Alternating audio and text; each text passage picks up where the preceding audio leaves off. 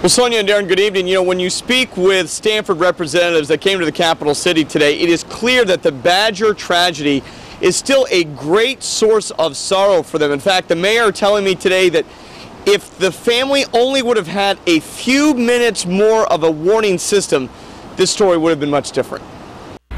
Another alarm on this. They've got trapped victims on the second floor. The frantic calls, the desperate scene. How you make it out, Tom? I got one over here. Search as much as you can and try to bring the kid if you can. Bring the victim, please. Will never be erased in the minds of Stamford firefighters, Lomer and Pauline Johnson, along with their grandchildren, 9-year-old Lily Badger, her twin 7-year-old sisters Sarah and Grace, were lost. Christmas will never be the same. Which is what brings Stamford's Fire Chief Antonio Conte and Mayor Michael Pavia to the Legislative Office Building in Hartford. Please don't let the deaths of Lily Badger or her twin sisters, Sarah or Grace, to be in vain. They're here in support of House Bill 5394, a law which would require all homes to have both smoke and carbon monoxide detectors.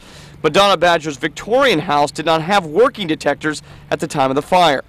Enforcement, how would you enforce that? Well, it would be enforced the way a number of things are enforced. If there's a complaint or if for some reason there's an opportunity for people to have to enter the residence, it might at that time be enforced. It's not the type of thing that we're saying a fire marshal will go knock on every door. So many in Stamford are hoping some good, some benefit can come from a small piece of legislation. This scene, this terrible picture, should never be repeated. For the Badger family, I know Mr. Badger is a proponent of this.